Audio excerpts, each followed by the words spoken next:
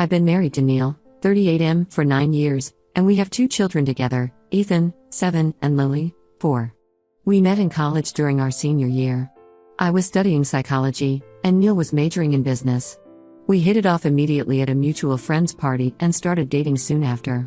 After graduation, we both landed jobs in the same city and moved in together. 2 years later, Neil proposed during a romantic weekend getaway to the mountains, and we got married in a small ceremony surrounded by our closest friends and family. Our relationship has always been solid, built on trust, open communication, and shared values. We've weathered our fair share of challenges, from financial struggles early in our marriage to the stress of becoming new parents. Through it all, we've always been a team, supporting each other and working through our problems together. Neil works in pharmaceutical sales, a job he's had for the past 6 years. He's ambitious and hardworking, often putting in long hours to meet his targets. His dedication has paid off, as he's been promoted twice since joining the company. I'm proud of his success, but sometimes I worry that his work-life balance is off. I work part-time as a school counselor, which allows me to be more present for our kids. Neil's job requires him to travel occasionally for conferences, training sessions, or important client meetings. These trips usually last 3 to 5 days and happen every couple of months. It's never been an issue before. Neil always calls every night to check in, and we text throughout the day. I've always trusted him completely during these trips. Last month, Neil had a week-long business trip to Chicago for an important industry conference. He was excited about the networking opportunities and the chance to learn about new developments in the field. I helped him pack, making sure he had everything he needed, including the tie I gave him for our last anniversary. I told him it was his lucky charm. The first 2 days of the trip went as usual. Neil called in the evenings, sounding tired but enthusiastic about the conference. He told me about the interesting presentations he'd attended and the people he'd met. We talked about the kids, and he asked about my day. Everything seemed normal. On the 3rd day, things changed. Neil's calls became sporadic and brief. When we did talk, he seemed distracted and eager to end the conversation quickly. I tried not to read too much into it, assuming he was just busy with conference activities and possibly entertaining clients in the evenings. It was during one of these short calls, late in the evening of the 3rd day, that Neil dropped the bombshell. He sounded tired and a bit nervous as he casually mentioned that there had been a mix-up with the hotel bookings. Due to a large convention in town, the hotel was overbooked, and the company had to double up some employees in rooms. Neil had been paired with a coworker named Natalie, 29F. I was stunned into silence for a moment. When I found my voice, I asked him to repeat what he'd said, sure that I must have misheard. But no, he confirmed it again. He was sharing a room with a female coworker named Natalie. He quickly added that it was just a professional arrangement, that there were 2 separate beds in the room, and that it was only for the remaining 3 nights of the trip. My mind was reeling.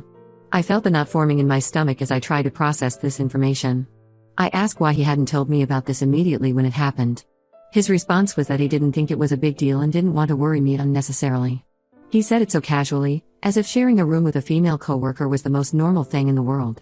I tried to keep my voice steady as I asked him how he would feel if the situation was reversed, if I had to share a room with a male coworker on a business trip.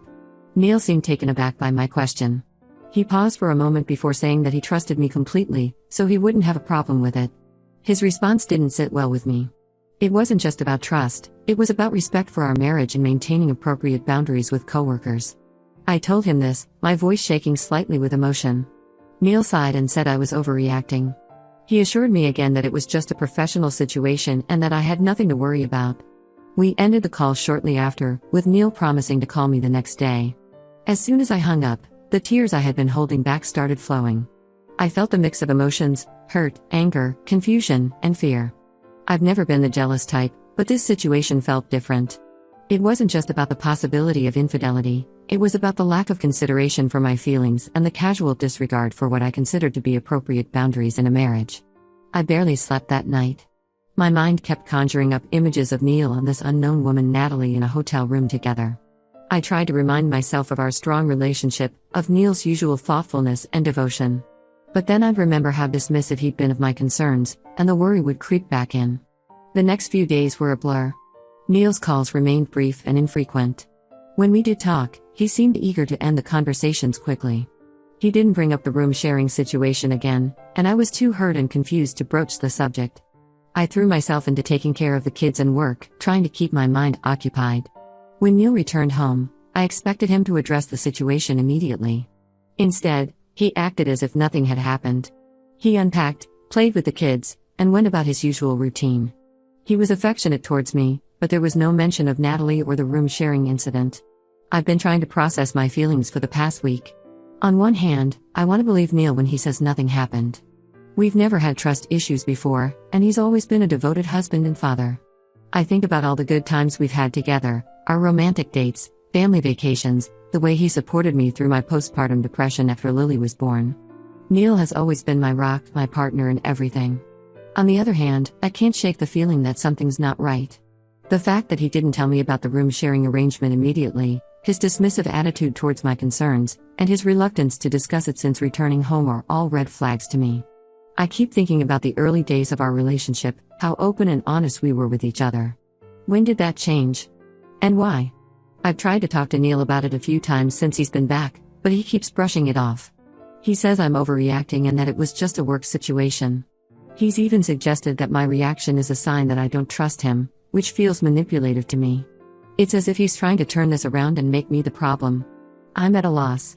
Am I overreacting? Should I be more understanding of the situation? Or are my concerns valid? I don't want to accuse Neil of anything, but I also don't want to be naive. I keep thinking about our children and how this could affect them if there's more to the story than Neil is telling me. I've considered talking to my sister about this, but I'm hesitant to involve family just yet. I don't want to damage their relationship with Neil if this all turns out to be a misunderstanding. I've also thought about reaching out to some of Neil's coworkers to get more information, but that feels like a betrayal of trust. How do I address this with Neil in a way that he'll take seriously? How do I get him to understand that even if nothing happened, his handling of the situation has hurt me deeply? And how do I move past this and rebuild the trust in our relationship? I feel like I'm at a crossroads, and I'm not sure which way to turn. Update 1, it's been 2 weeks since my last post, and I wanted to update you all on the situation with Neil. First, I want to thank everyone for their advice and support. Your comments gave me the courage to confront Neil more directly about the hotel room incident. A few days after my original post, I decided it was time to have a serious conversation with Neil. I waited until after we had put Ethan and Lily to bed. As I was tucking Lily in, she asked why Daddy and I weren't laughing as much lately. Her innocent observation hit me hard, making me realize how much our tension was affecting the kids. Once the house was quiet, I sat Neil down in the living room. The same living room where we'd spent countless evenings watching movies, playing board games with the kids, and sharing our dreams for the future. Now it felt like a battleground. I told Neil that I couldn't move past what happened in Chicago and that we needed to have an honest conversation about it. At first, he tried to brush it off again, saying we'd already discussed it and there was nothing more to say. But I stood my ground this time. I explained how his actions had hurt me, not just the room sharing itself, but his failure to inform me immediately and his dismissive attitude towards my feelings.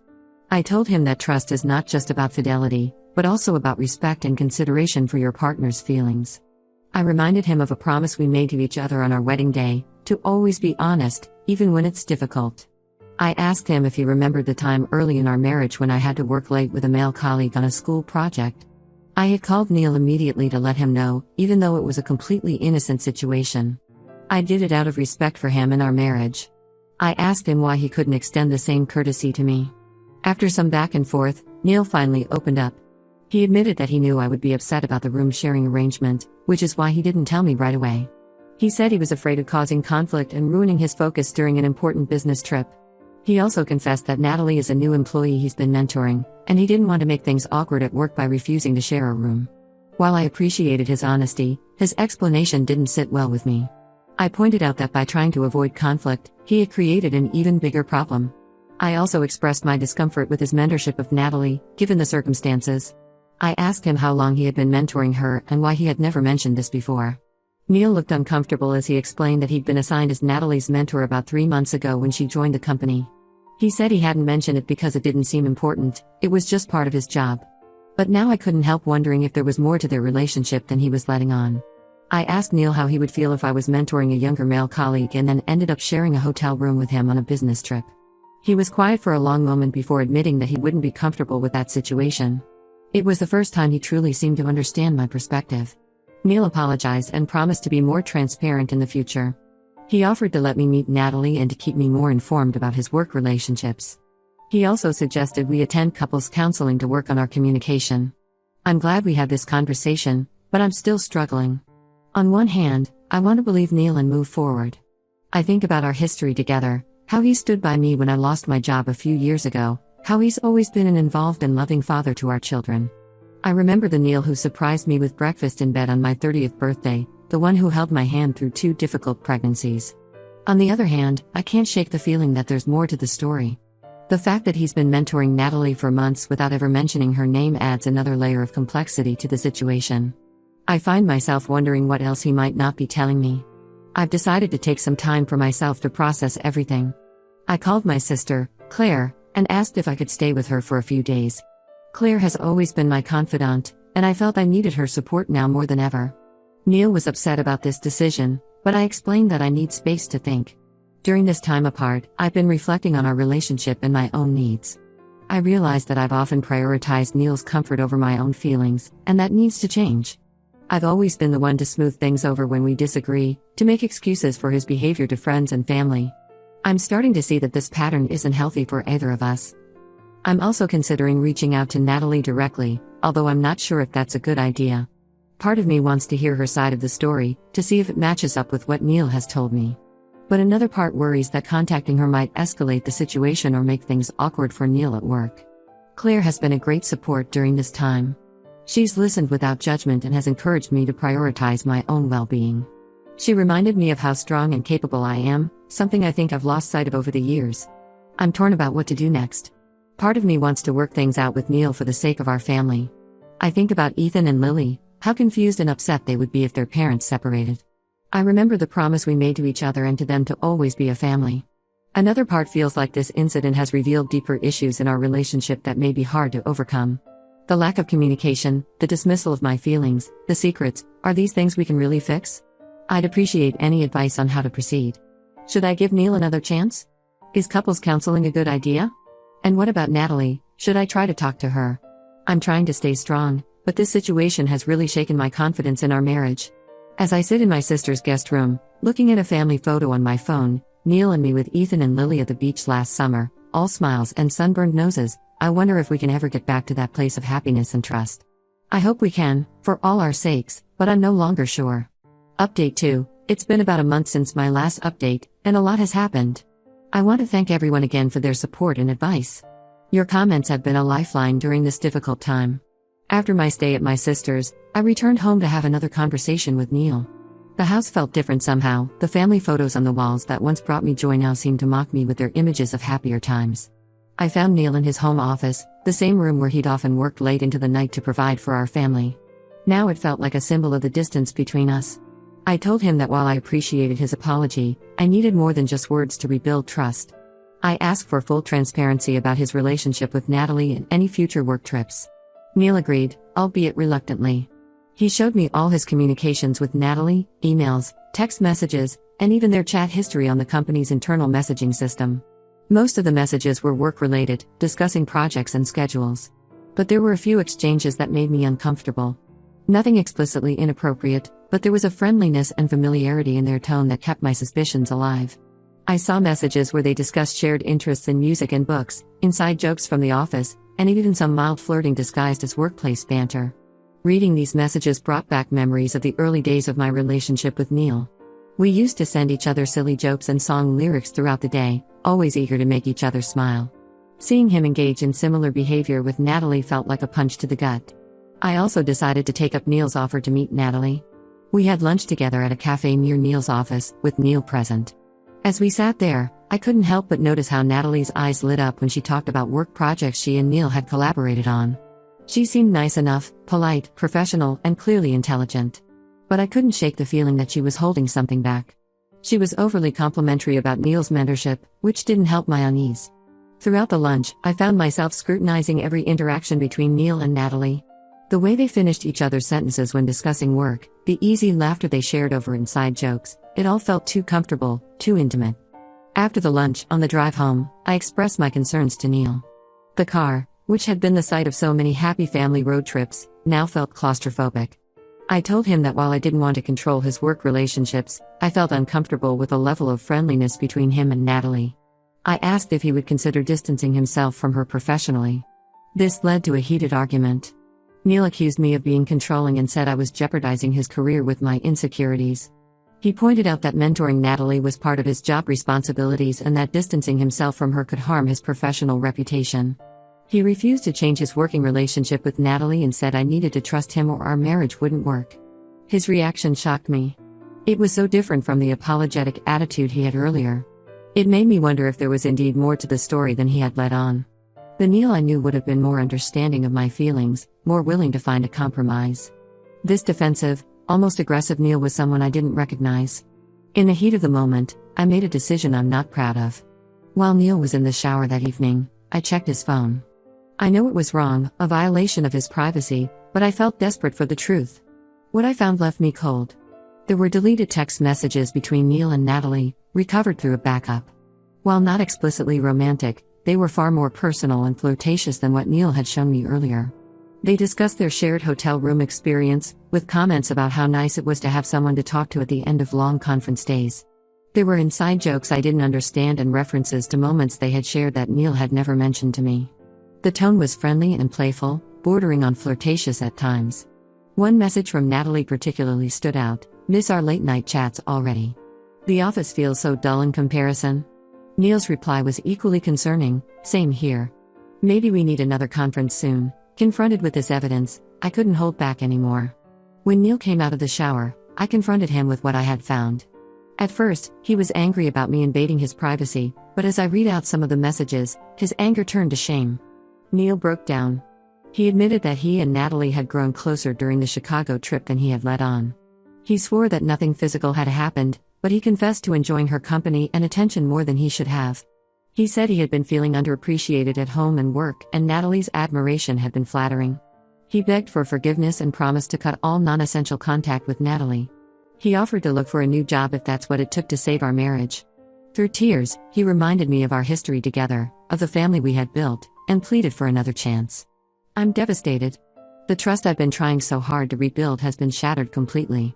I feel like a fool for trying to work things out, for believing his earlier explanations. The Neil I thought I knew, the honest, devoted husband and father, seems like a stranger to me now. I've asked Neil to move out for now. He's staying with a friend while I figure out what to do next. The kids are confused and upset, which breaks my heart even more. Ethan asked me if Daddy did something bad, and I didn't know how to answer him. I'm considering my options now. Part of me wants to try to salvage our marriage for the sake of our children. I think about the good times we've had, the life we've built together, and I wonder if we can find our way back to that. Another part feels like this betrayal is too big to overcome. The lies, the emotional intimacy with another woman, the disregard for my feelings, it all feels like too much. I'm also angry at myself for not trusting my instincts from the beginning. I knew something was off, but I let Neil convince me I was overreacting. I let my desire to keep our family intact override my own feelings and intuition. I'd appreciate any advice on how to move forward. Should I consider marriage counseling, or is it time to talk to a divorce lawyer? How do I protect my children through this process? How do I start rebuilding my self-esteem and independence? I feel lost and broken, but I'm trying to stay strong for my kids.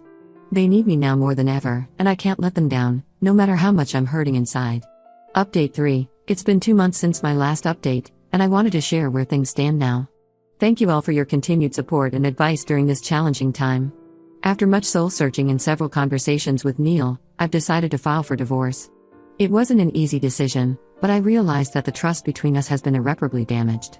The incident with Natalie was just the tip of the iceberg. It revealed deeper issues of respect and honesty in our relationship that I don't think we can overcome. In the weeks following Neil's confession, we tried to work things out. We attended a few couples counseling sessions, but it felt like we were just going through the motions. Neil seemed genuinely remorseful and made efforts to rebuild trust. He changed jobs to avoid working with Natalie, became more involved with the kids, and was more attentive to me. But every time he touched his phone, I felt anxious. Every time he was late coming home, I imagined the worst. I realized I couldn't live like that anymore. The final straw came when I discovered that Neil had been in contact with Natalie again. He claimed it was just to tie up loose ends at work, but the fact that he hadn't told me about it felt like another betrayal. It made me realize that no matter how hard we tried, the trust was gone. I've contacted a lawyer and started the divorce proceedings. Neil initially tried to convince me to reconsider, promising to do whatever it takes to save our marriage. He even offered to quit his job entirely to prove his commitment. But for me, it was too little, too late. The damage had been done, and I couldn't see a way to fully trust him again. The hardest part has been explaining the situation to our children. We've tried to be as gentle and honest as possible, assuring them that both of us still love them very much and that this change doesn't affect that love. They're struggling to understand, especially Ethan, who's old enough to know something serious is happening but too young to fully grasp it. Lily keeps asking when Daddy is coming home, which breaks my heart every time. Neil has moved out permanently, and we're working on a co-parenting arrangement.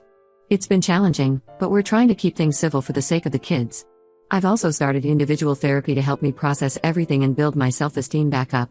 On the work front, I found out that Natalie has been transferred to a different department. I don't know if this was Neil's doing or a company decision, but honestly, I'm past the point of caring about the details. I've been focusing on rebuilding my life as an individual. I've reconnected with old friends, started a new hobby, painting, something I've always wanted to try, and I'm even considering going back to school to advance my career in counseling. It's scary, but also exciting to rediscover myself outside of my role as a wife. There are still difficult days when I question my decision or miss the life we had. But then I remind myself of the betrayal and the lack of respect, and I know I've made the right choice for myself and ultimately for my children. I want them to see that it's important to stand up for yourself, and not accept being treated poorly, even by someone you love. I want to thank this community once again for your support throughout this ordeal. Your advice and encouragement have been invaluable. To anyone going through a similar situation, remember that you deserve respect and honesty in your relationship. Trust your instincts and don't be afraid to stand up for yourself. This will be my final update. I'm looking forward to closing this chapter of my life and starting a new one. It won't be easy, but I'm hopeful for the future. Thank you all, and take care.